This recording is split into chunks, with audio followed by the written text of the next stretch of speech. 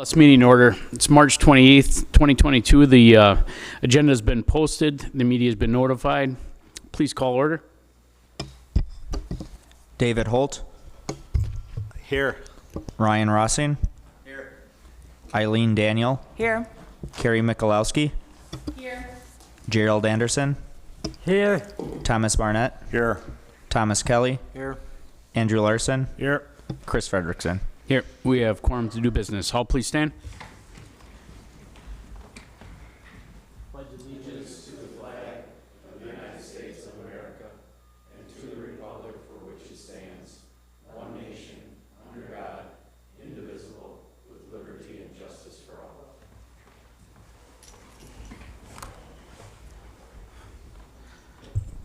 Public comment. Bill Freudenberg.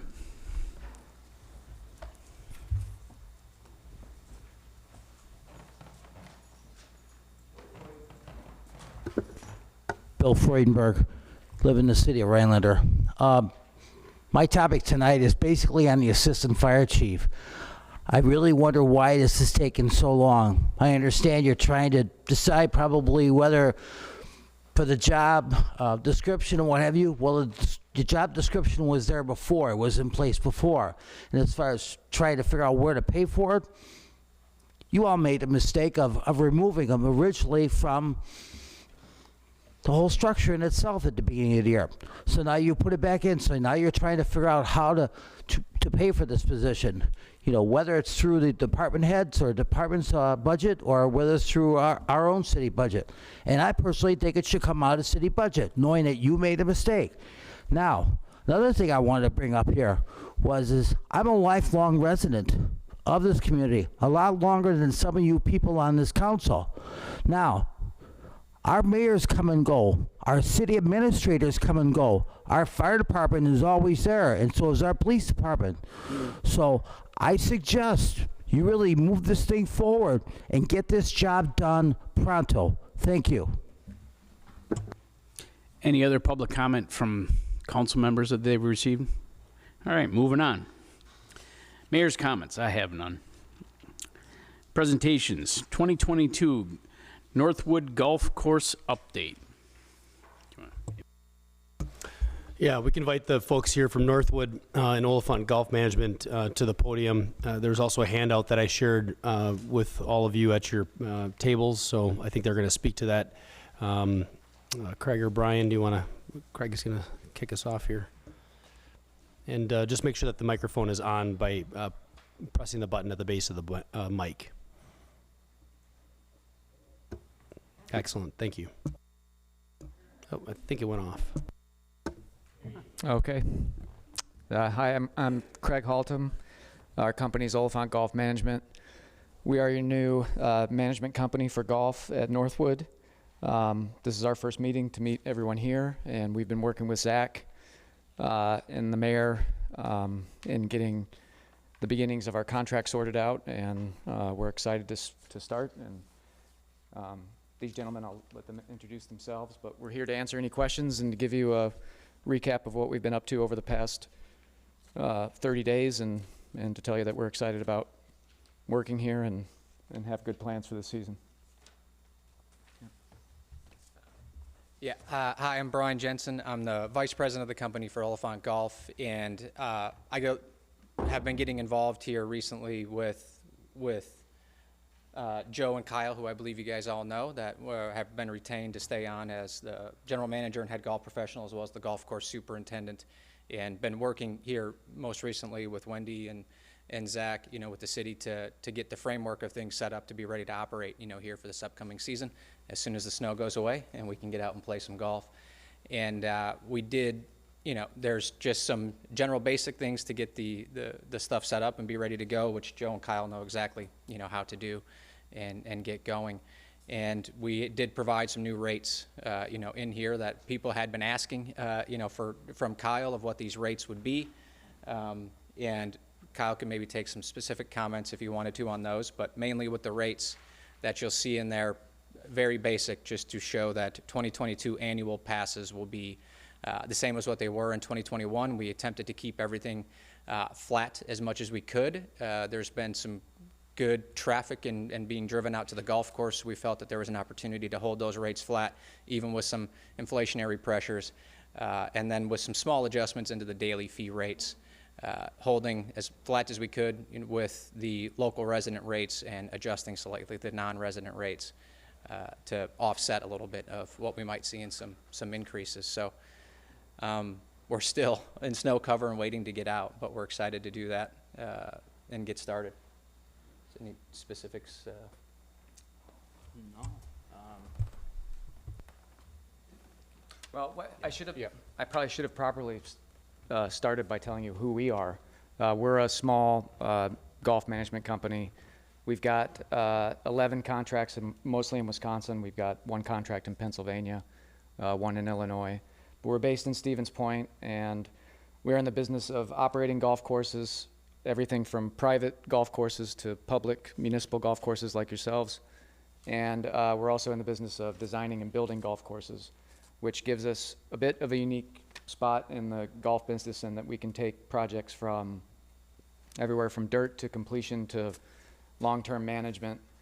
And in the case of our management clients, we're often a great resource for making improvements to the golf course or giving helpful guidance or ideas on how to make golf courses better in a constrained budget situation, which means getting a lot of things done in-house or employing the right people to get things done in a smart way. So we're experts in, I want to say that we're experts in all things golf and have a lot of experience on high-profile projects as well. The one thing that we are probably most known for is our association with Sand Valley, which is the very successful golf resort in Rome, Wisconsin, south of here, where we've been working for 8 years in building those golf courses. And like Brian said, we've been busy getting up to speed for the most part and getting ready for a great season. I think you'll see a seamless transition with us, but we hope to exceed your expectations and getting all the details of operating the golf courses properly right. So we don't promise fireworks and turning things upside down, but we will assure you that you'll see continuous service. We're going to deliver what we hope will be the very best version of the golf course. It's already in great shape every day. We'll do things that we hope support that. And we'll be listening to you and taking feedback and do what we've done at these other places, which is I think we have a record of consistently succeeding for our clients. So with that, we're completely accessible. We know Zach very well from meeting him during the Sand Valley process in Wisconsin Rapids. So we feel very comfortable working with you all and are thrilled to be here. So Thank you. thanks. Yeah. Kyle or Joe? Joe.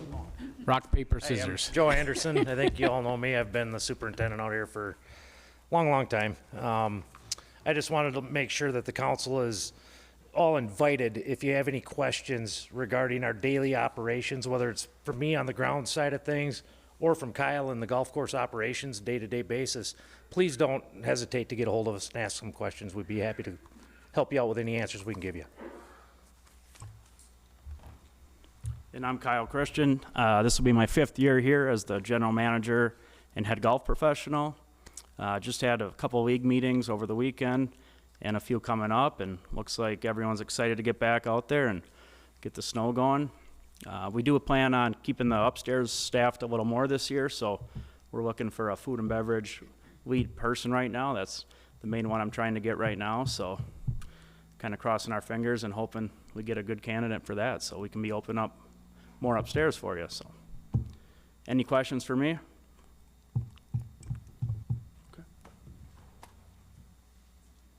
Can you explain the resident rate real quick, like what the parameters of a resident is? Just so that the public, this is more for public knowledge. The resident rate is anybody that lives in Oneida County, as well as owning property in Oneida County. So if a person lives in Illinois and they own a cabin up here, they're considered a Oneida County resident.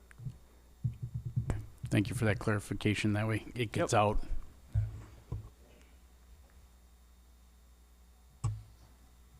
Anything else? Thank you, gentlemen. Whoop, sorry, man. Andrew. I guess it's more for the owner and vice president there or whatever. Are we gonna see you guys more than once a year? Yes. Well, Okay. I'll speak for Brian, who's been involved already. Not every day up here, obviously, but I think you. Could you speak directly into the Yeah, mic sorry. just for the recording? Brian can speak for himself, but he's already put a tremendous amount of time in, and now as the snow melts, you could expect to see Brian a couple times a month in person on site through the season. And that's typically the cycle for us, is that it's very intensive for our team at the beginning and less so in years 2 and 3.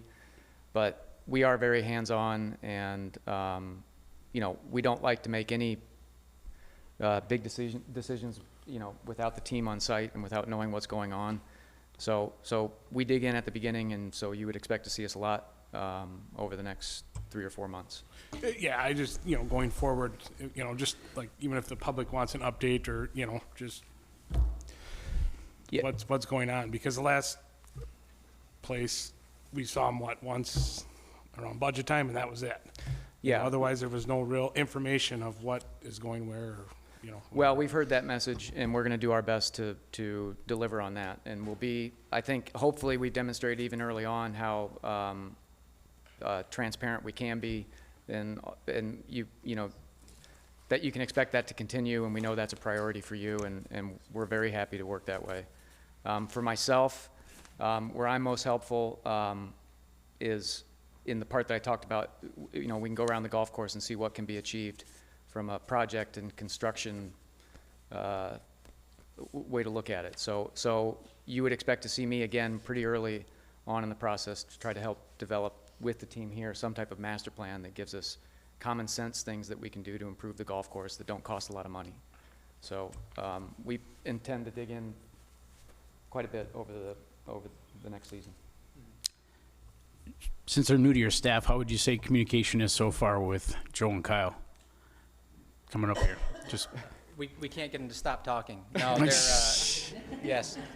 No, they're great. So, yeah, and I'll speak, for myself, operationally getting into the clubhouse and the marketing, we get in pretty heavy right away working directly with Kyle. Some of that can be quite a bit behind the scenes and do a lot of work there, trying to push a lot of the initiatives forward. But early on, we'll have some frequency at least being seen on the golf course, and we'll definitely be in constant communication. We've done probably too much bothering Wendy and Austin and Zach on getting some things started. So it's intense early, and then hope we can get into a good repetition of what an appropriate amount of updates, would be for, everybody here at the council, and knowing that we'll have regular check-ins with, with Zach as city administrator, with how our agreement is set up.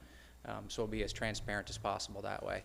so as we were introduced to you originally, as we looked, you're the numbers guy and he's the creative guy? Is that how it works? Yeah. Yes, you could say that. All right.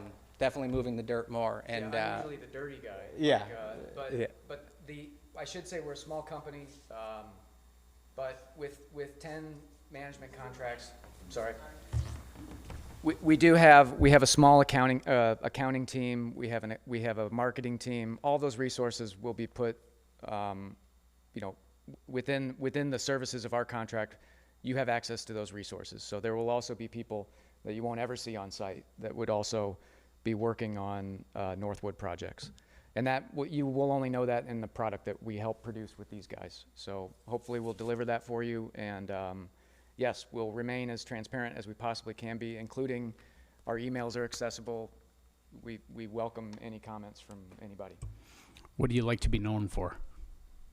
What are Your company, what do you like to be known for? Well, I'm not ashamed to say that we are a kind of dirt and grass-based company. So what we're known for is having golf courses in the very best shape. And if you had to single one thing out, it would be that we have the very best greens of the golf courses in the regions where we work, or we like to think that we do. So that's usually a great selling point for us when we're going into a situation where the golf course is not in good shape. Your golf course is in good shape. So we don't need to turn anything upside down. We want to do the best job we can in supporting Joe and helping him get great greens maybe easier than he does now. But that's our thing. If you had to ask one thing that we're known for, it's greens. I think beyond that, we're good project people, and we really have become, I think, experts in the type of marketing that will work for a golf course like yours. We've got a budget, but we get a lot out of it. So, Thank you. yep. Anybody else? All right. Thank you, gentlemen. Okay, thank you. Reports from boards, commissions, and committees. There are none. Ordinance, second reading. Ordinance 20. Oh, sorry. Meeting minutes. Gerald. I move approval of the March 14th minutes with the addition at the end of paragraph 6 of the vote on the main motion. Right after it says amendment carries, there should be a vote on the main motion, which I believe was the same as the other one. We have a motion Holt, second. and a second. All those in favor? Any further discussion? All those in favor? Aye. Aye. Those opposed? The meeting minutes carries. Reports from commissions, boards, and committees. There are none. Ordinance, second reading. Ordinance 2022-1, annexation of PL 641.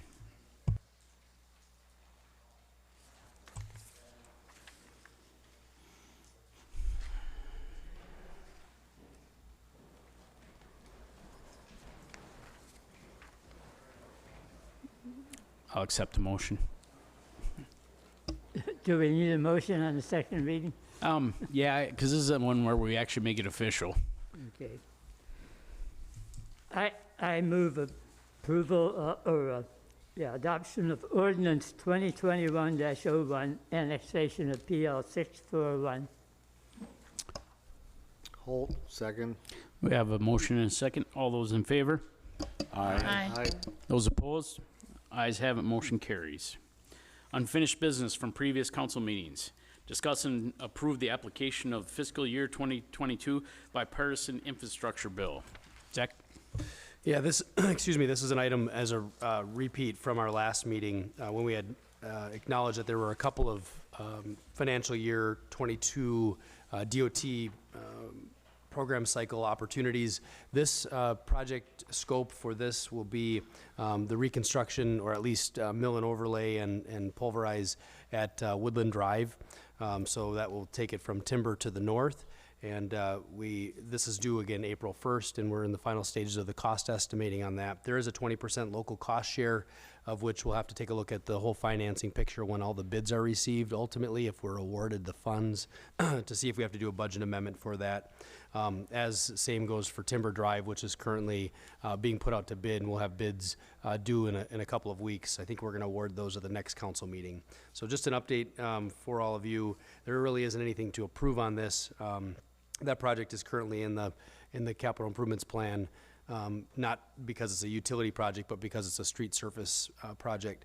Additionally, we are working on the second phase of submittals, and that'll be in June for Coolidge and Shepherd and Coolidge, right? The north and south sections there by Spring Lake Road. So that project obviously is a huge project, huge undertaking, both financially and from a design standpoint. And so we definitely want to make sure that that's a candidate for federal infrastructure dollars at an 80-20 split again because of its scale and cost. So that's just an update on both of those bit of effort associated with the bipartisan infrastructure bill. Any questions? Moving Both on. of those, sorry, just in terms of reconstruction, just to set expectations. So we'll apply April 1st, and then we'll find out sometime probably late spring, early summer on that, whether that'll be a go, in which case it'll be a 2023 project, not a 2022 at this stage. And then we also have some other DOT submittals out there, coronavirus submittals for DOT reconstruction projects, and we have not heard back, but we should be hearing back really any week now on whether we were successful with our submittals there as well. Any questions? All right, moving on. The amendment to the city's organizational chart. What the?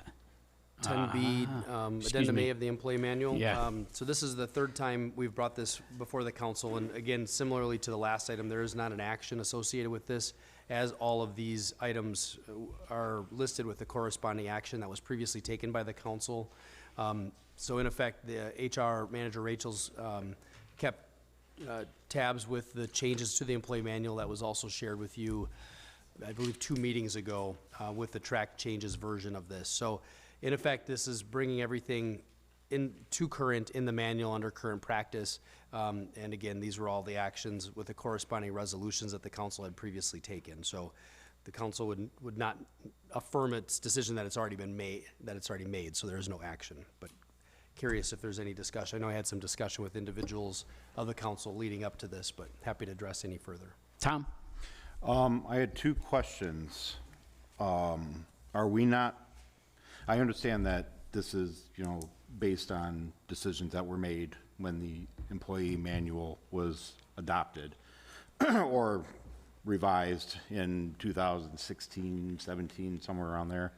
Why are we not worried about longevity pay? Well, so when the city adopted its new compensation structure, and that was in 2016, 2017 timeframe, we established the wage schedule, which has the step and grade structure associated with it. The city didn't previously have that in effect unless it was identified under collective bargaining agreements throughout the organization.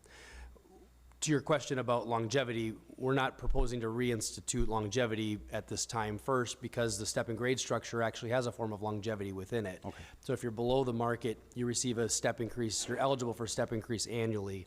If you're above the market, which is the middle or the control point in the salary schedule, you get it every other year. And those are 1.5% increases.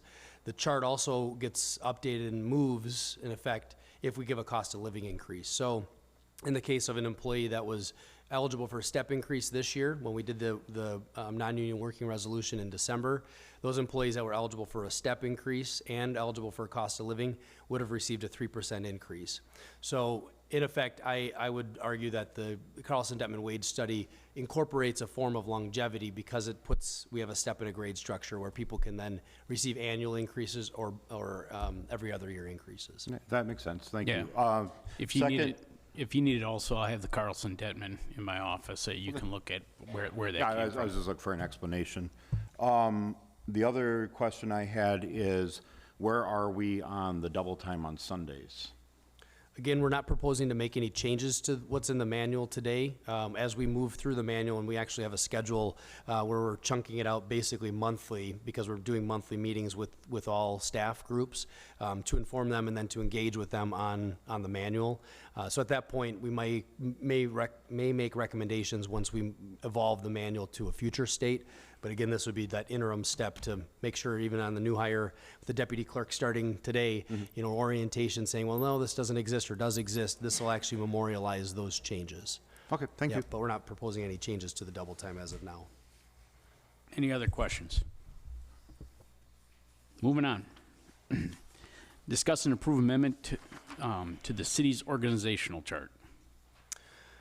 A number of attachments were shared in advance of today's meeting separately from the packet because they were still work product on Friday afternoon. There are 3 components that were sent as attachments, and I had a cover sheet for that as well. So 2 of the attachments were the position descriptions for the addition of the assistant fire chief and 1 for the code enforcement inspector role. The part-time code inspector role was included in the inspections budget last fall under the contingency line item and was discussed at the work sessions associated with that budget. The primary focus is property maintenance concerns. So given that's a part-time position, the budget would allow for about 1,000 hours at a $17 an hour wage rate or something pretty close to around the 1,000 hour mark. And their primary purpose, as was identified both in the housing needs assessment and discussed at the budget work session with all of you, was a desire to put a concerted effort into property maintenance concerns throughout neighborhoods within the city. And so that's been an addition to the org chart.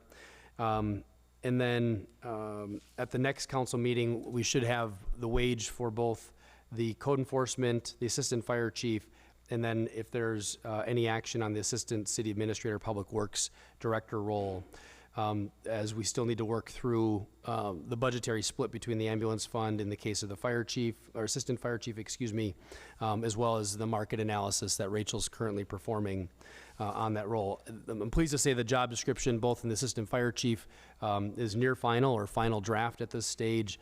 The code enforcement role may have some minor tweaks going forward between now and the next meeting, but I'm attaching those within the org chart for your benefit. And then finally, the Assistant City Administrator Public Works. On the financing side, if you recall, this position was previously Director of Public Works, though we retitled it last fall and made some modifications to the position description to be, or excuse me, last summer, to the City Engineer role. And since that time, we have not had a candidate pool for consideration of that. And at this point in time, we've put our heads together and come back with a recommendation to the council to create an empowered public works director that would assist the city administrator. So they're not, from an authority and a rank and file, they're not taking on authority from the city administrator, but to assist in limited occasions or within limited requests of the city administrator position. Additionally, to bring forth an element of succession planning. I think one of the areas of kind of disruption that the organization has experienced as administrators have come and gone, there hadn't been really a succession or a kind of a transition, if you will, within the administration. And I think this position could aid the organization in that. Again, their role is, I would say, at least 75%, if not 80%, at the public works role. But then in limited instances, about 20% of that role would be assisting the city administrator in areas such as the development of the capital improvements plan, fleet replacement cycle, building improvements, building and facility needs, as well as providing the foremen the support that they need in their day-to-day operations or in the support of their roles. And as a reminder, that position is currently budgeted. It is a split from the general fund, which of course, as we've talked, has very limited flexibility, but then largely from the water, wastewater, and stormwater utilities. And obviously keeping with that 80% or 75% split, 25 administration general fund, that seems to make a lot of sense from a budgetary standpoint. We have yet to do a final wage analysis, though, on that position, and we hope to have that concluded, that effort concluded by our next council meeting. So happy to answer any questions on any of those three roles, but that's where we stand as it relates to the organizational chart. And then I think there's a fourth component that the attorney may want to address, and that's the question raised regarding the reporting relationship of the police and fire chiefs. But I'll probably split those points, I guess, for question and answer. We'll take them one position at a time, if that's all right. Works for me. So we'll start out with the inspections officer position. Any questions?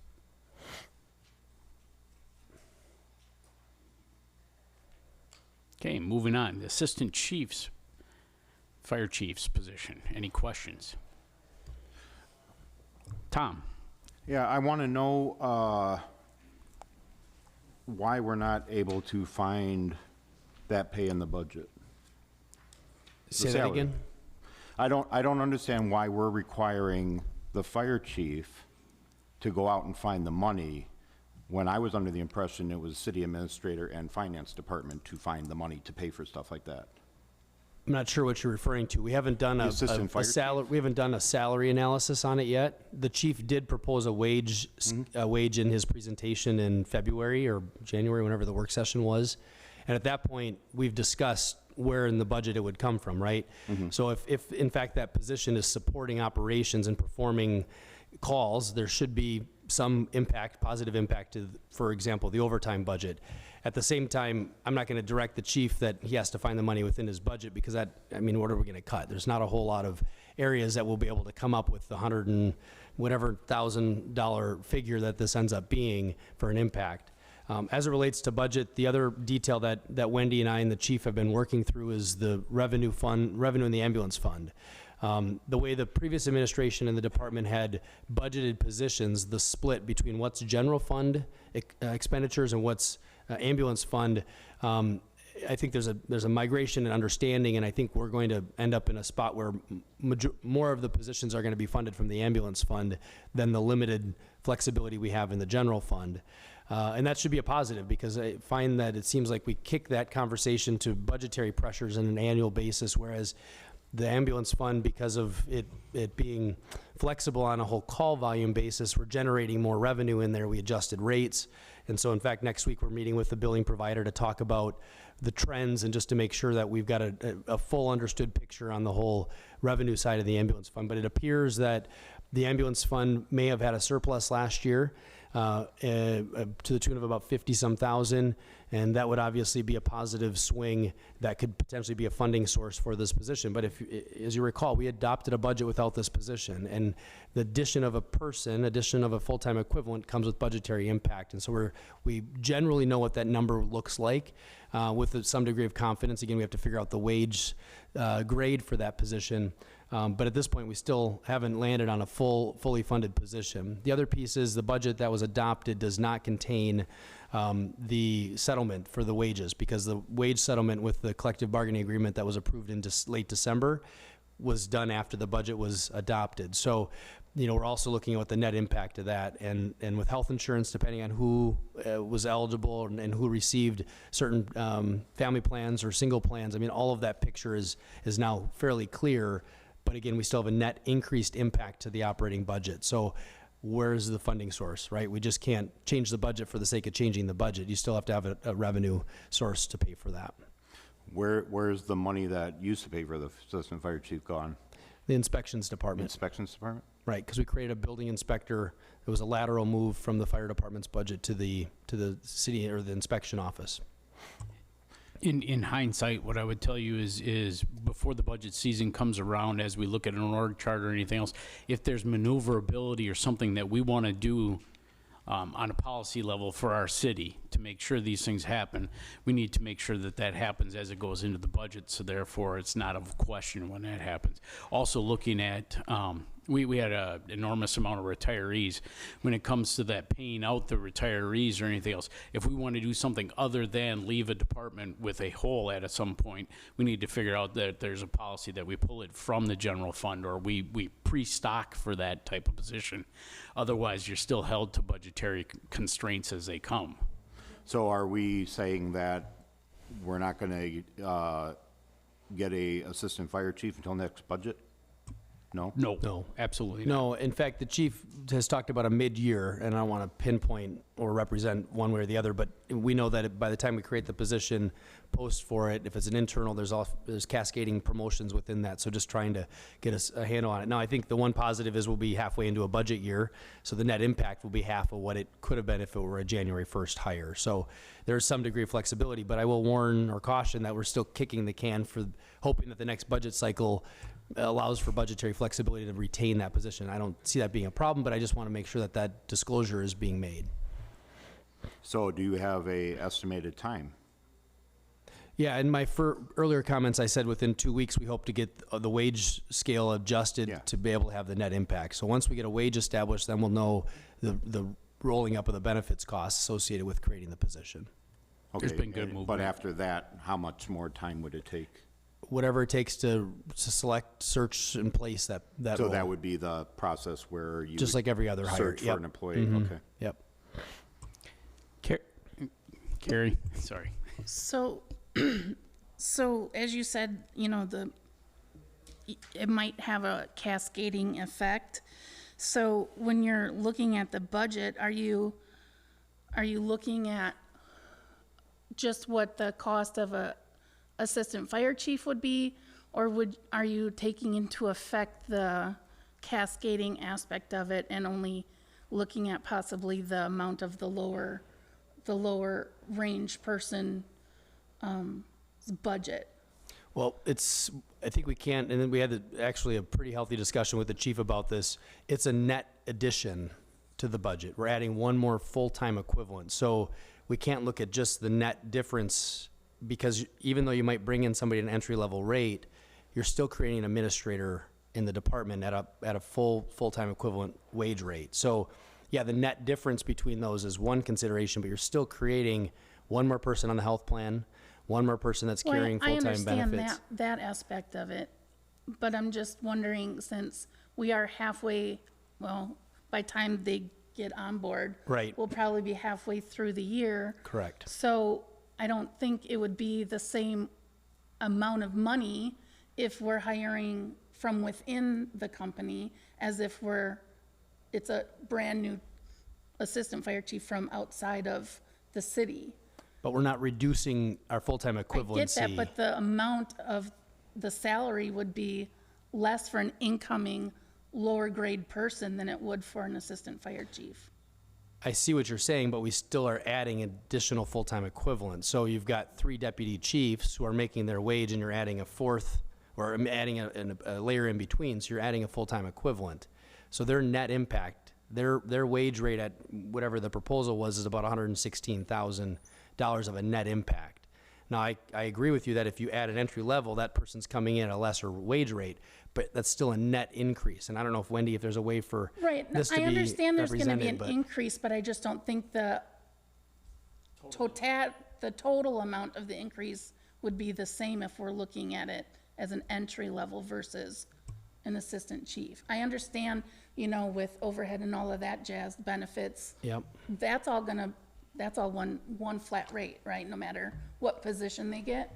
And that's a percentage of their wage rate. Yeah, it's a percentage. So the higher the wage, the more impact there is. Right. So my only thought is it's gonna be a little less total money at an entry level for 6 months than it would be at an assistant fire chief level for 6 months. And I think if we're hiring within, we already have that budgeted from a deputy fire chief, or a deputy assistant, is that what they're? We still have 1,000 hours, though, of additional wages to account for, if it's, say, But mid-year. at a lower rate. But what happens next year? Well, then Well, it's next year we 2,000 can plan it in hours. the budget. I'm saying for this year. Right, but we're still amending the adopted budget this year. We're adding another 1,000 hours of labor I understand to the that. budget. I understand that. I think we're not understanding each other is what I think. Yeah, and I think that's what Brian was representing, and I don't want to misspeak, Brian, but when you were saying that the net impact is less than a full-time equivalent, but I'm trying to understand what formula or what's the equation that you're working with in your mind? Okay, say an assistant fire chief is $100,000 annually, and an entry-level person's only 35. That's a big difference, right? So Yep. and say that the deputy chiefs are 75, right? So that's only 25,000 difference to move a deputy chief up to assistant fire chief versus a whole 100,000, you know what I'm saying, for But a person outside You're still of the backfilling city. though, so you're adding another entry level at Right. whatever wage rate they're making. Right. At 35,000 though.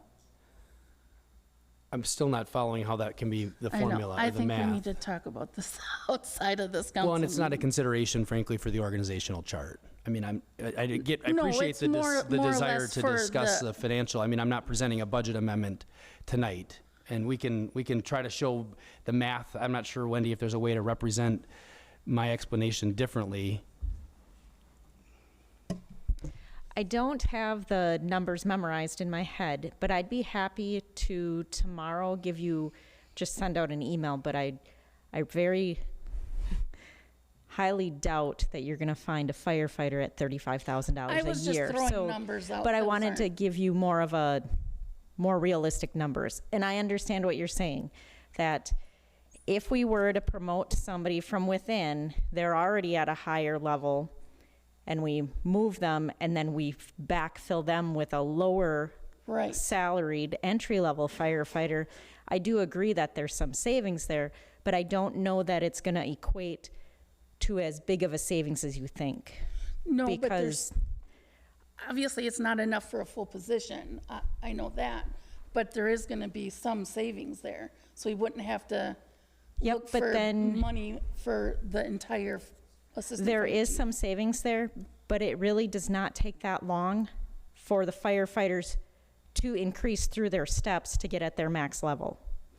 So it's really only a very short term that you're going to see the savings, and you're adding in a full-time position that the budget and finances are going to have to bear in perpetuity. But we can address that in next year's budget. But it's going to have to come from somewhere else. That's the kicker. It's like, Right. yeah, we can increase the budget, but we have to reduce it someplace else. So one thing that happened with not this union agreement, but the one before, the firefighters received an ambulance bonus, and it used to be completely budgeted to the ambulance fund. It was, I'm gonna throw out a number of, it was very close to like 50,000 a year. Well then, 2 contracts ago, the ambulance bonus was rolled into their base wage, but we did not change the amount that we allocated from their total salary for what we allocated to the fire and what we allocated to the ambulance, so that amount of 50,000 that was specifically allocated to the ambulance pulled back onto the general fund fire department budget. So what Zach and I need to do is we need to sit down and look to see if we can restructure the percentage that is allocated for everybody to the general fund and to the ambulance fund, where that's really where I believe we should be looking at to see if we can do something to increase the ambulance revenue and correctly allocate the ambulance expenses off of the fire department budget onto the ambulance fund. Okay, thank you. Wendy, you said a very temporary savings, short period of time. How short period of a time, like to the next budget cycle, or? Correct. Shorter than that? No, I was thinking, well, this was one of the things that you'd have to look at the union contract. They only have so many years that they go through and they bump up to their max level. And I don't know if it's like 3 to 5 years. So within 3 to 5 years, they're going to be up to a higher level than just a plain entry level. So that's not really that much time.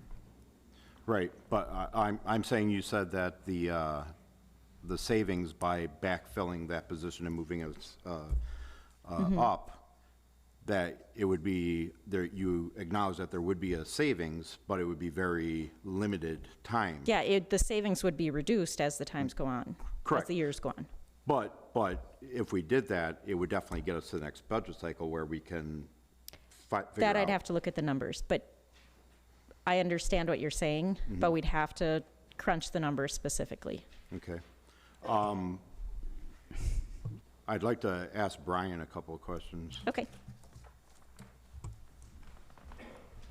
I'll allow it. Oh, I'm sorry. I That's didn't know okay. I had to ask. Nope, that's perfectly fine. I was going to have him come up anyway. Oh, okay. But I'm sorry, I didn't know.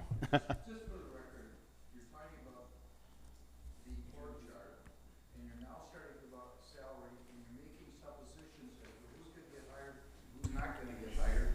That's really not the topic that's on the agenda. can I have you speaking in the mic? That's not really a topic that's on the agenda tonight. I mean, I don't control the meeting as to what the mayor lets you talk about, but I just want to put on the record that what you're discussing is the org chart. It's not a discussion based upon how much you're going to pay a deputy or assistant to chief, or if you're going to move a deputy chief up to the position of assistant chief. That's not on the agenda for discussion tonight. None of those items are on the agenda.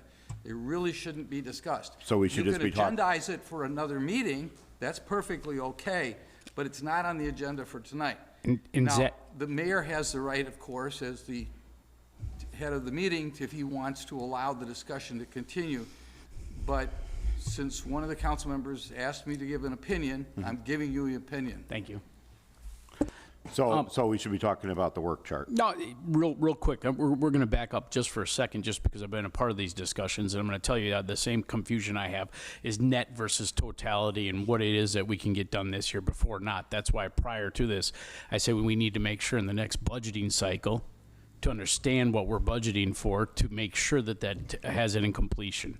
That wasn't done this year. Therefore, allowing people to do their jobs to find the revenue source to get it to that point is what we're doing. Zach had told you within 2 weeks he should be able to figure out what that range is or that chart. I know Brian, and when we had that discussion, and I'd like him to have the opportunity to speak, the movement forward right now is about the job description, which is on the sheet, and whether or not that's at this point agreeable or not, because that's a part of it. The financing of it, and I understand the haste to get it done. We all want it done faster. There's absolutely nobody in here that doesn't want it done faster, the firefighters or administration or anything else, because we wanted them to have that position to move forward at this point. What does that mean for next year? That's a conversation for next year as far as I'm concerned. But go ahead, Brian. You want to talk about the job description? Or well, I think just real quick is that there's two separate things that we got to look at. So we got to look at the short-term funding, right, for this year, and that's one thing. So just that's the lower impact is just for this year, and then obviously we have next year where we get into the budget cycle where we have to budget where it hits that net impact that Zach's talking about, the $116,000, $120,000, wherever that is. So right now the short-term impact is a much smaller impact for half the year, one-time funded position to get that position initially back in order. So I think that's kind of where we're miscommunicating on that portion. Any other questions? So we're supposed to be talking about the organizational chart. Correct. The job descriptions were brought forward today to accept the organizational chart. Now, one more additional portion of this was the part that was brought up last week about the state statutes too. So we asked our attorney for an opinion. So I'm going to allow him to have that opinion at this point as far as the organizational chart is.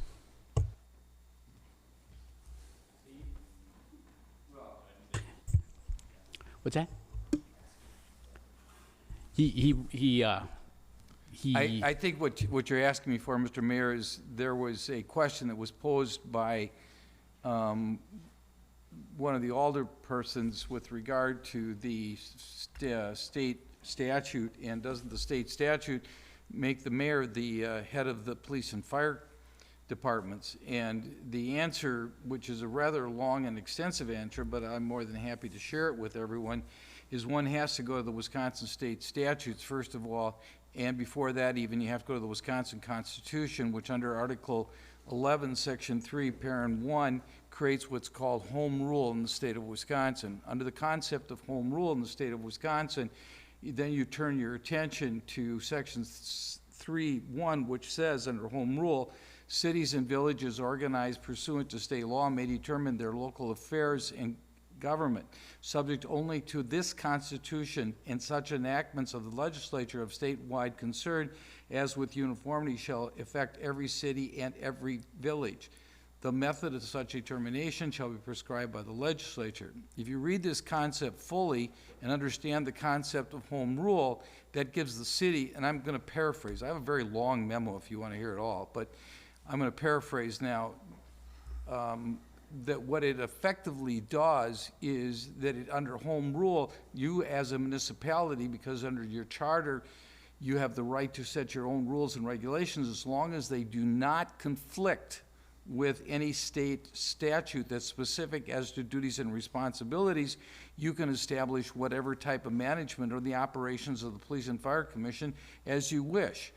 Now, the state statutes do have specific language as to the administration of police and fire departments, but only as to the hiring, discipline, and firing of police and fire employees. Specifically under Wisconsin law, that power is given to the Police and Fire Commission, not the mayor, not the city council, and not the administrator. Under that system, which is the one that we have here in Rhinelander, the commission hires the chiefs, then the chiefs appoint their subordinates in a prescribed manner as to the role that is established by the council when they provide for the budgetary constraints and the authorization positions, which you're doing tonight, because you're creating an organizational chart which creates the organizational positions that would be available for the chief for consideration. The council can also demand, this is really an interesting one, that all employees be of both sexes. Those are the only two requirements that exist under Wisconsin law with regard to the limitations on the city council in the creation of the rules and regulations as to the operation of the police and fire departments. There's an Attorney General's position that verifies this. It's Attorney General's position 81, Attorney General 16. It's a 1993 decision. The fact is that this city has, the fact is there's no statutory limit imposed by the Wisconsin legislature on cities when it comes to the management of police and fire departments other than the two that I've just cited to you. That leaves the city with the option of passing its own code.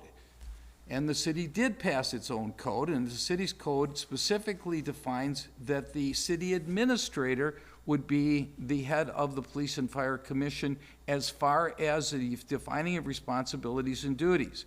That does not change the fact that under the state statute, the mayor is also described as the head of the Police and Fire Department, but it prescribes no duties to the mayor. That duties are prescribed by city ordinance, and the city ordinance of the city of Rhinelander does not define the mayor having any duties to assume responsibility for the police and fire departments. Instead, you as a council have established rules and regulations that provides those duties as to the management of the departments to the city administrator, and which is permitted under Wisconsin law, because there's nothing in the state statutes would take that right away from you. And under the home rule that we do have under the Wisconsin State Constitution, that in fact is the law as it would be applied in the state of Wisconsin. I would further point out there's nothing in the administrative code, which has sometimes been cited by individuals as controlling the activities of your city council. The administrative code does not control the activities of the legislative branches of municipal government. The administrative code simply gives guidance and direction to the various departments within the city that maybe have sections that are applicable to how those departments are administered. But it does not in any way limit the powers of the legislative body, which in this case is the city council. And I go on and on and on. But I hope that defines your answer and answers your question, because that's where it is. And the fact of the matter is, if I seem like I really know what I'm talking about on this topic, is I just finished teaching a section in school on this topic, because I do teach governmental law, and I teach it at the local and state level, and this is one of the laws under home rule. Do you got all this down? But the bottom line is that's the answer to your question. The answer to your question very simply is, under Wisconsin law, home rule was created. The city of Rhinelander could have said the mayor is going to be the head of and manage the department. If you had a full-time mayor, you probably would do that, but like Milwaukee does, for example. But even Milwaukee, if you read their ordinances, they basically take the power of management of those departments away from the mayor and give it to an administrative team. Here, you gave it to the city administrator, and you did it by statute, or by ordinance, excuse me. So that's really where you're at, and that's the end of your civics lesson. Carrie. So then, the statute doesn't mean anything when it says the mayor shall be the chief executive officer, and that the mayor shall take care that the city ordinances and state laws are observed and enforced, and that all city officers and employees discharge their duties, as well as further down saying, except in cities that have adopted statute 62.13 paren 6, the mayor shall be the head of the fire and police departments, and where there is no board of police and fire commissioners, shall appoint all police officers, and the mayor may in the city appoint security personnel to serve without pay, and in case of riot or other emergency, appoint as many special police officers as may be necessary. And further, in 13 paren A, it says the chief of police shall have command of the police force of the city, or the chief of a combined protective services department created under 6213 paren 2E paren A, 1, shall have command of the combined protective services force under the direction of the mayor. So how, I don't understand. That's because you don't understand home rule. Well, and that's fine, Steve. But the concept is... But the fact is we go against you have statute if we didn't do that. Listen, you have to understand Wisconsin statutory law. Wisconsin statutory law establishes the right of a city to have the mayor be the head of the department. There's nothing, but it doesn't prescribe the duties and the responsibilities of the mayor. The duties and responsibilities are not defined anywhere in the Wisconsin statute as to what that means. You have to rely on your city ordinance. That's the purpose of home rule, because home rule says a city can establish their own rules and regulations under the state statutes, as long as you don't violate the state statutes. And there's nothing that you've done that violates the state statutes. You've simply done what most municipalities have done throughout the state of Wisconsin, that have city administrators or city managers. You've given that responsibility to the city administrator and the city manager.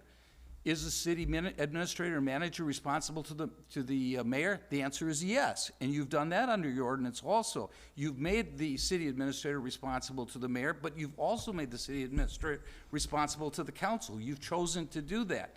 You've structured the way you want to run the government, which you're allowed to do as long as there's not a statute that says you can't do that. That's what home rule means. It means you can't do something the Wisconsin statutes say you can't do, but you can do something that they don't tell you you can't do. And that's effectively what you've done by your charter ordinance. Thus, too, what you witnessed was, as the chief executive officer, I made sure we were following the state statute by asking our lawyer for that opinion. Because if it was wrong, then we would reassume how it was. Does that make sense? Tom? But if,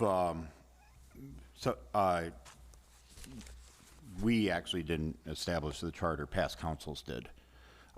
So if there's stuff in here that we don't like as a charter, we have the full authority to change that as it is a policy, correct? Yes, you can yes, you can change your ordinances. Okay. Gerald. I just wanted you to understand, I mean, this is not an easy concept to understand. I mean, otherwise, your city administrator would be second-guessed by every mayor you ever had. I mean, that's why you established the system. That's why you have a part-time mayor system. Mm-hmm.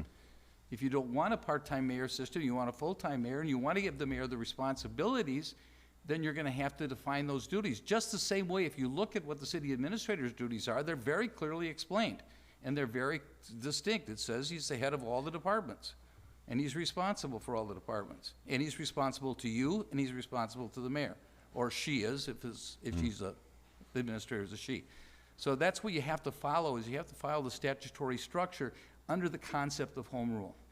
I actually do understand that. We, when I took the intro to city government, we talked a lot about home rule. So I do understand what home rule is. But I was just making a clarification that if things weren't meeting our expectations, that we could change it if we wanted to, not that we would. I just wanted to clarify that. Absolutely. Absolutely can change any aspect of this that is not dictated by some other statute. Gerald? After all this discussion, I still haven't heard any reason why we would want to change it.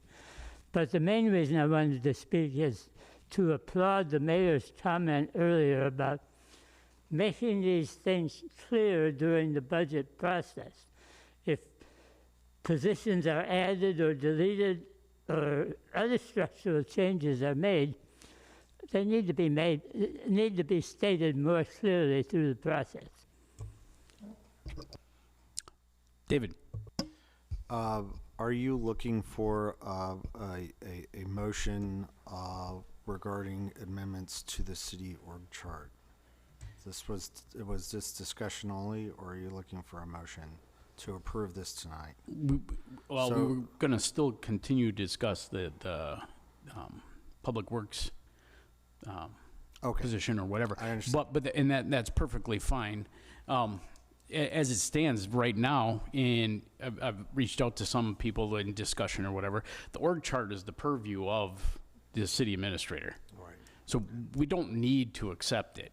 Now, to give him, buy-in on it, because we also made sure the assistant chief went back on it, then yeah, it would be nice to have that vote out there. Okay. If that's what you're asking. I'm simply clarifying that as far as the agendized item goes, to pull it back to the very specific org chart. agenda. Yes. Job description of the Public Works Director, Assistant Administrator. Yeah, I go back to my earlier comments that my framing of this position remains largely unchanged in that 80% of the role and responsibility still surrounds public works activities, both planning, coordination, execution, and oversight. I did have Wendy go through an exercise with our contract engineer on the various projects that we've compensated our engineering firm for over the last 2 years, and I've got that document that I will happily share with all of you if there's interest. And it gives you a sense of, to the great extent that we compensate at a premium rate our contract engineer for things that we can and should be doing in-house. And so, you know, to give this position some gravity in terms of both recruitment and from a candidate pool establishment, you know, we're proposing that we create the title to both be Public Works Director and Assistant City Administrator. Ultimately, you know, wherever the discussion leads us, I mean, it doesn't change the fact that we absolutely need a Public Works leader and a Public Works staff member to help us meet the organizational needs associated with all the Public Works activities that are occurring. Not to say we can't evolve various positions within Public Works, you know, change titles, empower other individuals, you know, change the structure thereof. But this is the need as it relates to the organizational chart that's being proposed this evening. Tom. Zach, you're going to have wage information at our next council meeting? So Correct. I would just say Yeah, microphone, Tom. A little closer. we really shouldn't be doing anything tonight until we have information on the wages, because it's hard to vote for something and approve it when we don't know what it's going to cost the taxpayers. Well, exactly, right. I fully agree with you, Tom, and we've already done that where we've sent directives to amend the org chart without understanding the fiscal impact. And so now we're trying to understand that to present the budgetary impact going forward without some sort of confidence. Are we creating a Public Works Director? Are we creating an assistant? You know, those all are factors on the whole wage aspect and wage review. So we can put in work product and work effort. It's just, if that's going to continue to change, that makes the HR manager's role very difficult in accomplishing an impossible task. Tom? So I personally won't vote on a work chart where TBD is in the salary section. I just won't do it. Secondly, I don't think that we need an assistant administrator title to the Public Works because everything I've read in here could easily, instead of paying extra for a city engineer / administrator / Public Works Director / whatever you want, a lot of these duties could be easily done by our HR department. Why can't she have some of the duties that you're in the description right here? You guys are looking at me like I'm crazy, but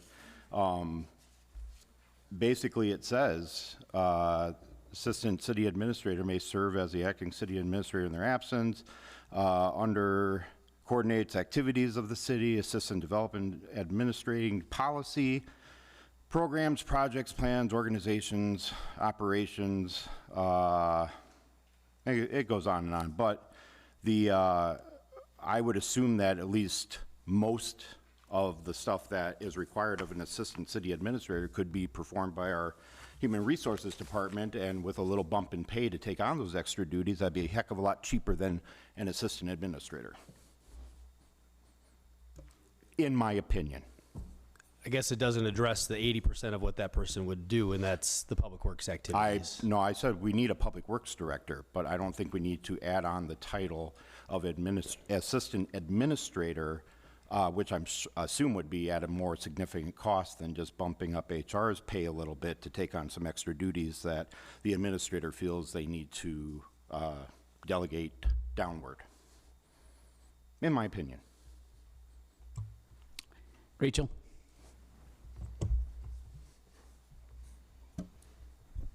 Although I do get a little bit of where you're coming from an HR perspective, the duties that you're speaking to in this job description would require me to go outside of my role.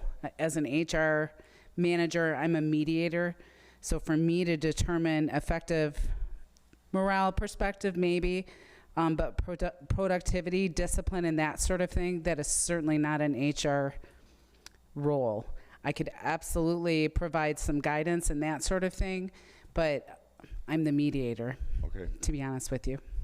Well, I would like a little more direction on that, but I'm saying right now, I'm not going to vote on approving this work chart because I don't like to be determined on anything. I didn't like them with the golf course. I don't like them with this.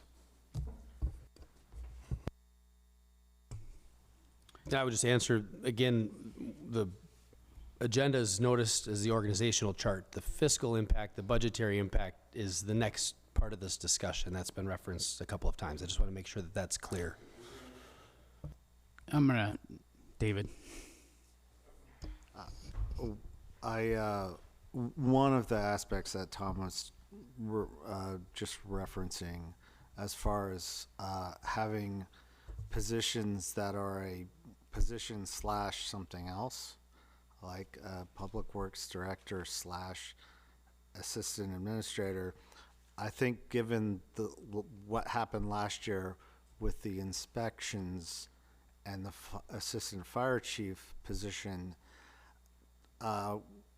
we should be a little cautious about wrapping multiple positions together and proceed cautiously with that.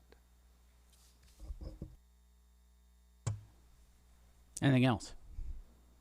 All right, moving forward. Did you want to add anything? Well, yeah, I mean, are we taking action tonight? I mean, okay. As this topic comes up, I would say that one of the very intriguing parts of being the mayor of the city of Rhinelander is when we didn't have HR, when we didn't have an administrator for a while. When we looked for all these things to be filled, it was pretty easy to say that, well, somebody else can do it. Yet at the same time, getting those things done, I can tell you it's by far more advantageous to have a staff that's ready and prepared to address those issues than it is looking around aimlessly at what happens. Now, I'm going to applaud our city staff at this point because they have suffered through not having administrators or direction or anything else. Yet at the same time, having a team that can work on it, it means a lot. Now, I don't decide this. This is council's decision. As mayor, we bring it forward. As an administrative team, we bring forward what we think is what's necessary for the city. If you ask me, the parts that have been advantageous and worked for the city is when we worked on things and even gotten them better. We went from HR, from a generalist to a manager to, whatever, so we can understand what that is. They're all slow moving parts, and I know they all have budgetary constraints. Heck, I would have wanted to hire HR the very first year I was here, but we didn't. We had it run through finance committee. That was the large mistake, as far as I'm concerned. Cost us a lot of time and a lot of money. And you won't even understand how much that is until the totality of the end. So when you say that this position can be left open or there's things that can be left undone, One Public Works really can't at this point because it needs to have that attention. One, with our water issues or anything else, it absolutely needs to happen. That being the case, I understand that you're the decision makers when it comes to those positions, but it's pretty easy to sit out there and not hear the constraints of the people or whatever. When it came to the assistant fire chief, we sat here and listened to the fire department that whole time to figure out what they needed. And now we're rebuilding it back into that position. But, Gerald?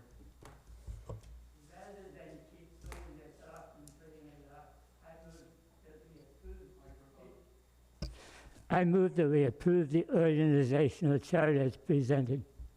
Rossing, second. We have a motion and a second. Yeah, the motion was to approve the chart as presented. And I have a question for Tom. Okay. Tom, I get your points about the to be determined. What would make you comfortable on voting? I mean, is this organizational chart not something that you think is in the city's best interest? No, I don't think that the city needs an assistant administrator, and I think we need, and I know we're working on the assistant fire chief, but yeah, the salary and where that salary is coming from, we're making such a big deal about where the assistant fire chief's salary is coming from, and we're dragging our feet on that. So why are we so quick to say, oh, here's an assistant. I understand, you got it in the budget and the general fund, I understood all that. My point is that we need to move on other things. Title-wise, why can't it be a executive engineer? Why does it have to say assistant administrator / public works? Well, I think What David Holt said, it's all about the titles. We've already said that we can't find a qualified engineer for this position, so that's why we've looked at other options for that position. Well, I don't think that the position should be wrapped up with an assistant administrator. That's my opinion. Well, I'd like to hear some more clarification on some of those roles. I get the 80%, but I mean, maybe you could elaborate on the 20, Zach, and where your thoughts are at. And Yeah, happy to. I mean, if you look at the position description as was just brought up when Rachel was outlining the HR responsibilities, in as much as 80% is public works activities, the other 20% really involve some level of grant writing. I believe that I'm a fairly decent grant writer. I think achieving over $2 million in grants the time that I've been here is probably better than the last couple of administrators, but I think I also have a capacity and a bandwidth myself, or as will the next administrator. And I think to the extent that we're equipping the city to have the bandwidth that it requires to address the needs is something that remains a limitation today. And I think, I confidently believe that we don't have the bandwidth that, we find ourselves in a community. We always reference the 7,700 people that we have as permanent full-time residents, but we don't often acknowledge the infrastructure and the other collective needs that serving in a tourist community warrant, and I think can call for. So if we're going to grow the parks and the recreational amenities that our city has, I can tell you that the bandwidth and the capacity is a constant discussion that we have. And so how are we achieving some of those other evolutionary items? It's fine if we want to stay status quo. I'm cool with that. That's the council's direction. That works for me. But I think if we're going to evolve and address the emerging and ongoing needs that the city has, particularly when there's significant funding opportunities standing before us, we can hire those services out. I've internalized a lot of those responsibilities, myself, and I have no problem doing that. But again, it comes at the expense of doing something else. So I think that's how I would characterize the other 20% of the role. And, it may be 95. I mean, I'll tell you that the fact that we didn't have a public works director for the last number of years has a hidden snowball effect that none of us have really been exposed to. And I talk about it with our finance staff. I talk about it with our foremen. We have needs that our city, we've been able to do day to day, deal with the needs, and I think our staff have stepped up a tremendous way. But at the same time, if we don't get action on this, might as well write off some of the infrastructure needs. You're at a life cycle point where you either replace or you maintain, and we're at the point where rehab in a lot of cases is not an option because you've prolonged and kicked the can with some of the items that need to be addressed. So I would say that the utilities and the strategic management of our 3 utilities, water, wastewater, and stormwater, warrant some assistance. Our foremen do a tremendous job on the day-to-day, and they do have to step up to do some of the strategic planning and some of the capital planning that we've been involved in. But the reality is there are significant gaps that are emerging that are going to continue to cost the city 1, 2, 3, doesn't matter what fold, it's going to be at a higher cost. yeah, so we've had a position that's been vacant for an amount of time, and I know that Tom was asking about the money. So this is kind of equivalent to the former Public Works Director position. Yeah, if you looked at the job descriptions, right? you would find parallels throughout the position descriptions. Absolutely. Right, it's just some different roles that are transitioned. Yeah, our city engineer posting was a glorified public works director. We called it a city engineer, and that might have been a reason why we didn't get any applicants. I can't say if that was a contributing factor or not because I haven't spoke to anybody that said they didn't like the title. But yes, to answer your question, that's correct. Tom. I'm totally uncomfortable with the title assistant administrator. The general, I already had a phone call today about that, but the general public is going to really wonder what we're doing here as far as hiring an assistant administrator.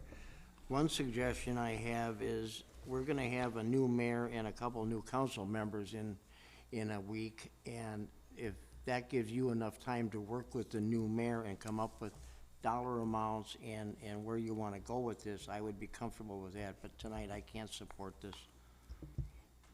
I can promise you the new mayor's not gonna know how much it's gonna cost, but that's okay. David? Tom? So, from my understanding, what you just said, Zach, is that if we don't pass this tonight, we're just kicking the can down the road and nothing's gonna get done. That's not what I said at all, Tom. But what I'm saying is there is a mounting order of business associated with our public works activities that is not being addressed. I'm happy to deal with it day to day, and I'm happy to continue to deal with it day to day. And I'm sure our contract engineer would be gladly to be compensated by it on a day-to-day basis. But there are mounting issues that we need to be addressing and be planning for. We've got millions of dollars of construction projects occurring this summer, none of which have any internal construction oversight or administration. That gives me big concern. We're dealing with warranty issues on Stevens Street, and I'll tell you, our contract engineer and city staff, we've all pulled together to go out there and walk that project limit and to determine where the deficiencies of our contractor have been and hold those people accountable. But let me tell you, that comes at the expense of 5 other things that I should be spending my time on. And so, well, my point is, in terms of kicking the can, the inaction of presenting an org chart 3 or 4 times becomes a little frustrating when we can't have a discussion in the open about implementing what is it going to take to implement it. Make a motion to adopt components of the proposals. That's fair. I don't need to accept an all or nothing proposal in front of all this discussion, but offer some suggestions. But postponement and tabling is not productive. Brian, did you have something? No. Oh, David did. Okay. So, is there two? I'm hearing 2 concerns with what to do tonight. One is the TBD has to do with the budget aspect, with with getting together the budget impact. The second has to do with the title, the titles of positions. When comparing the previous public works director position to this one, there are a number of parallels. Is there a compelling and specific and substantive need to attach assistant administrator to that position, where if you didn't have that title, that would limit that person's ability to work in those roles? It's a great Does that question. make sense? It does make a lot of sense. It's a great question. I think Rhinelander has some deficiencies in its recruitment ability. We all know it, right? We've all lived it. I think one of the challenges we need to have in terms of recruitment is to have a standout position. And this potentially could serve us as a standout position opportunity. We can easily strike assistant city administrator. I have no heartburn over that. It's simply a proposal. But at the same time, if we're going to recruit for this position, I want to make sure that it's a standout. And I want a standout candidate pool. I don't want somebody that's somebody's washed up public works director from down the road. That's not what City of Rhinelander deserves. So could I follow up, please? I'm sorry, I should ask you. Can I follow up? So if the hang up here tonight is on the financial impact, the council has to vote as a roll call vote for items that have a financial impact. Passing this or basically directing the city administrator to continue working under the guise of the current proposed org chart does not actually do anything except give him guidance, direction to say, we like where you're going with this. Once we have numbers, we're always going to have to come back and approve those as a roll call vote because we're talking about real dollar amounts that have an impact on budget. So to me, I think a lot of it seems semantic, and in the sense that it's not a substantive impact. When those numbers become available during the next meeting, in between now and then, we will need to go ahead and approve those. What we're giving here is direction to say, we like what you're doing. I personally would like to see it just stated as a public works director position. I understand what you're saying. I understand the element there, but I think where that falls is whether we're going to lean towards that being a more difficult sell to get candidates, given that we failed in our ability to get an engineer candidate, right? Or whether that would actually make that position more ideal or more appealing to the type of candidates that we want to get, right? And I don't think that any of us can really know which way that's going to impact the potential candidate pool. But I think that I am concerned about just getting bogged down in a semantic discussion when there are other things that we need to be doing, and this is not actually substantively holding anything up, because what we're doing is we're waiting on numbers. So I don't see an issue with approving it tonight. I don't see an issue with not approving it tonight. As the mayor pointed out a little earlier, we don't actually have to approve an org chart for the city administrator to continue doing the work that he's currently doing. Did I hear you correctly earlier, sir? Yes. All right. I think that either way, this is not, we're spinning our wheels a little bit here. We have a motion on the floor, though. Tom? Yeah, I think we're not done talking yet. All right. I totally get what you're saying, Zach. I really do. Obviously, none of us know exactly to the extent of the difficulties that is going on right now, because we're not privy to that information. I don't know how else to say it. I was unaware of all these issues and stuff with these upcoming projects. I understand that we passed all these projects and it's millions of dollars and all that, but it didn't ever go beyond that. So my main concern with having this assistant city administrator title on the books is that here's the fire department begging and pleading and making really strong cases to bring the assistant chief back, and we're gonna put in, because it was in the budget, an assistant city administrator for a title. Now, that's fine if it's only like 20% of the job and 80% or 90% is the public works department, but out there, they're not going to see it that way. They're going to see it as, we can't get an assistant fire chief for the fire department, even though they've been begging for one for a very long time, but all of a sudden we can just hire an assistant administrator. Whether that's fact or not, doesn't matter. Public opinion, you know that. I would be willing to vote on the structure if, is there any way that we can vote on approving this tonight and amend as needed, Steve? Later date? Yes. The org chart is a fluid document. Chris, I heard that before, and now we don't have an assistant fire chief. So that budget's does not as fluid. Strike me very good. The budget is not fluid. The org chart is fluid. Yeah, I understand. They're two separate that. things. I'm not going to get into that, but that's not a good way of selling it to me.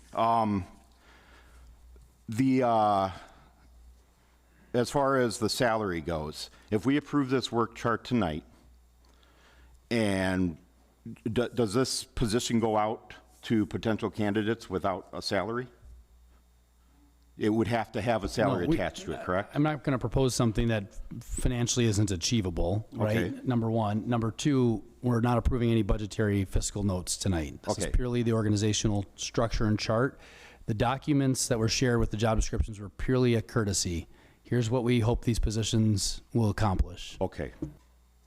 Thank you for clarifying that.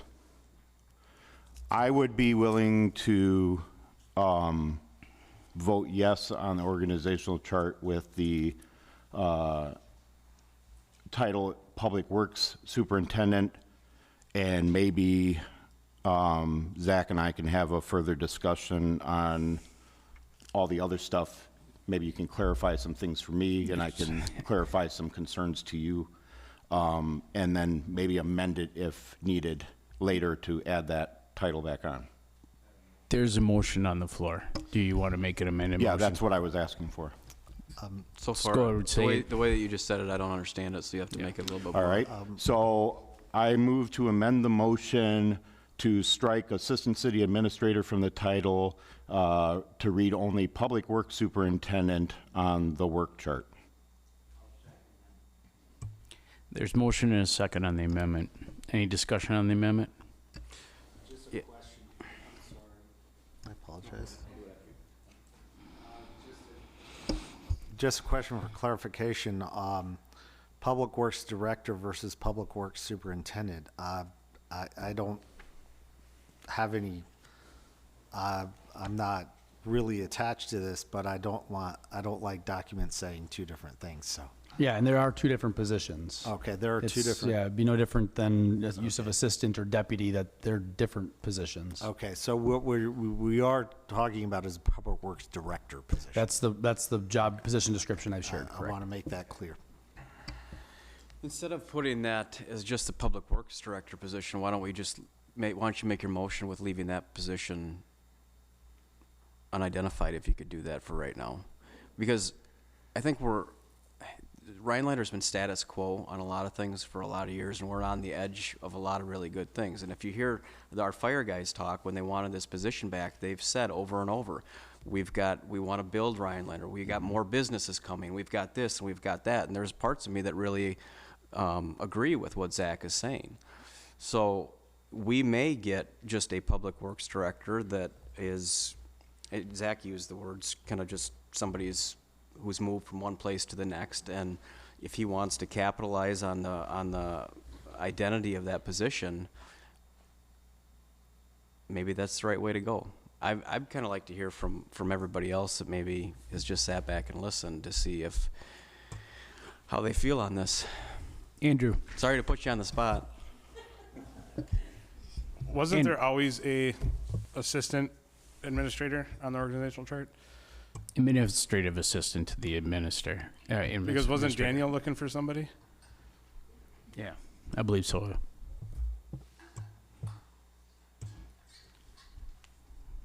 Anybody else want to speak? Carrie? I have no problem voting for that particular position. My only beef with the organizational chart is having the police and fire not under the mayor. That's my only beef with this organizational chart. So until that gets changed, I'm not going to vote for it. I'm not saying that I'm not opposed to this position, but I'm not gonna vote in favor of this org chart without that change. Okay. I'm going to ask Chief Lloyd to stand up real quick. And this is just a question of semantics or anything else, but at what point in history did you report to Dick Johns, and at what point in history did you quit reporting to me? Well, I don't know what kind of question that is. As a department, Who did you report to? As a department head, I report to both you and to the city administrator. My interpretation under my position is that by statute and some of the city ordinances do state that I report to you as the mayor. Have I ever had with any mayor or any city administrator a discussion. I think Zach and I had one, and maybe a second one, but throughout my course as being chief here, very seldom has there been a meeting where I've been given and I've asked for direction. What are your expectations of me as the chief? Zach and I had that initially when he first arrived, but I feel that I report to both of you. But again, my interpretation is that based upon reading of the League of Municipalities handbook for PFCs and their interpretation, my interpretation is that I report to the mayor. But I also understand that to be an effective team, we all have to work together, and it's incumbent upon us to always be able to communicate, whether it's to fellow department head members, whether it's communicate to the city administrator, to the mayor, to the council. To be an effective team, we have to be able to communicate always. Thank you very much. Eileen? Okay, since apparently somebody wants my 2 cents. In looking at the current org chart, if you look under city administrator and you look under the public works superintendent position that's on here, you've got 19 people that are going to report to that public works director, operator, superintendent. This tells me, since there's nobody there, that's 19 people that are reporting, up the chain, but then reporting directly to Zach at this point. Am I mistaken in that, or is that correct? That's correct. So, a huge portion of Zach's day is spent dealing with public works issues. Am I correct? So, having someone who can not only do public works, but can also step in to take his place if he's on an extended leave of absence or something along those lines, and do the city administrator duties in his place, that person is going to be dealing with mostly public works. Mm-hmm. Am I correct? Correct. Okay. So by making this position also the assistant city administrator, I think it's a matter of just clarifying that if there's a circumstance that arises where Zach cannot make decisions in that moment, this public works superintendent can make those decisions, because most of the decisions that are being made by the city administrator deal with public works. Am I correct? It's a fair assessment, yes. That's my 2 cents. So I have no problem with the assistant city administrator title in there, knowing that that is merely a gateway to empowering the person who holds this position to step into Zach's shoes should the need arise. Gerald? Well, I have to agree with that, and to note that formerly, at one point, the org chart had a position there for city engineer.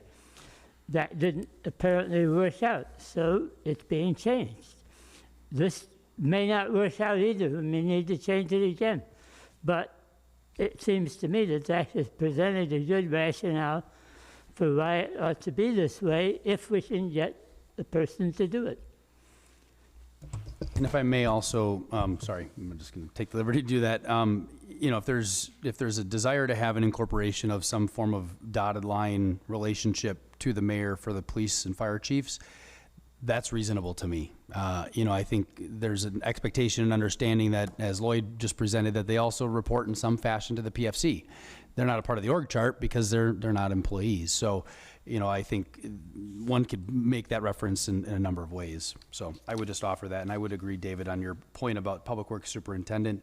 The director and superintendent are two different roles, and we should clarify that for everybody's benefit and for public transparency this evening. But the way it's presented in the position description is the way it should be represented on the org chart. That being the case, Ryan? I know you want to do something tonight, or we should make it some decision, but talking about the changes that the dotted lines and is that something that you would prefer to redo this so that it comes back in more of a clear form, or do you want to move ahead with our discussion and what we've talked about tonight? You know, I think, and I know the parliamentarian probably will correct it, but please, yeah, I mean, feel free to. Well, you've got a motion on the floor to amend. You really ought to get rid of that motion before you start talking about the final motion. So, I mean, Mr. Mayor, I would recommend you call for the question as to the amendment. And one clarification on the amendment, you've interchanged the word director and superintendent. When Tom made the motion, he used the word superintendent, but since then, several of you have used the word director. So use what's on the paper, whatever that may be, for clarity. Is that understood? I'm going to withdraw my amendment. And well, it's a better procedure. Just vote and everybody vote no, and then it's gone, or whatever you want to do. It just withdrawing makes it fuzzy if you're keeping good records. You vote no on the amendment. All right. Yeah. So we have an amendment that's been seconded on the floor. All those in favor? Those opposed? Nay. Nay. All right. For clarity, that was Tom. That was no. Tom Kelly. Now can I make a new amendment to the motion to leave that title open as far as what the title is? How do you want me to say this? Just leave the title open until we have a salary? I would no. I'd let Carrie make the motion because Carrie has the amendable parts, and that's. Oh, okay. No, that's just my suggestion. If you're asking for my suggestion at this point, Sure. I'll make an amended motion to change the word superintendent under the Public Works to director, and also to move or have a dotted line to incorporate the fire chief and police chief under the mayor. Holt, second. there's a motion and a second. Further discussion. All those in favor? Aye. Those opposed? Thank you. Ayes have it. Oh, original motion. Sorry. Well, the original motion is amended. Yeah, as amended. All those in favor? Aye. Aye. Those opposed? Ayes have it. All right. Discuss and approve purchase of furniture in the council chambers for the council room. I was just gonna say Jeremy left, so if you're looking for an excuse to table something tonight, that might be your post. Daniel, make a motion to table this until the next meeting on April 11th. Holt, second. It's a motion and a second to table, and there's no need for a vote. Discuss resolution 2022-6 holiday lighting policy. Well, a little out of season. Go ahead, Andrew. Larson, I'll make a motion to approve resolution 2022-6 holiday lighting perimeters. Do I hear a second? Rossi, second. Thank you. There's a motion and a second. Any further discussion? Just as a couple Gerald? brief points. Sorry, go ahead, Joe. Yeah, after you. I just want some clarification on what this is supposed to accomplish. So first is to formalize the parameters of which we have holiday lighting active in the downtown area. There were some members of the public that asked our prior streets foreman to do something that was somewhat out of the ordinary, and they did it, which was, unbeknownst to me until we had some discussion about why we were still running winter lighting in February. And so then Alder Larson brought forward the question, and then we did have some discussion both with DRI president and Lauren at the chamber, who's assisting DRI on a contract basis, and they were accepting of this. The one amendment might be that we open the lighting in late November before the holiday shopping season starts, so a matter of days probably before the actual holiday lighting event occurs. So, but I think that's a minor enough addition that we can just operationalize that. All those in favor? Aye. Those opposed? Ayes have it, motion carries. Discussion action item, discuss and approve Class B beer and Class B liquor license applicant to Nachos Mexican Grill, Ignacio Fuentes Angel, the agent. Daniel, make a motion to approve Class B beer and Class B liquor license application for Nachos Mexican Grill, Ignacio Fuentes Angel, agent. Larson, second. We have a motion and a second. Tom? Do we have any concerns? I mean, we didn't pass that quickly with Old Sackett's because there were concerns. So I'm just going to ask a question. Do we have any concerns with this? Yeah, PD did review and did their thorough background check as they would with any of the applicants, the new applicants in this case. Carrie? Where is this place? Tulis. Okay. All those in favor? Aye. Those opposed? Ayes have it, motion carries. Discuss and approve Class B beer liquor license, beer and Class B liquor license application for Oliphant Haltom Golf LLC. Kyle Christensen is the agent.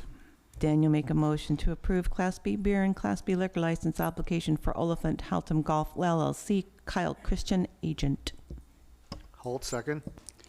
We have a motion and a second. Any further discussion? Anybody question Kyle? Tom? Are they still gonna call it the Whipsaw Bar? Okay. All those favor? Aye. Those opposed?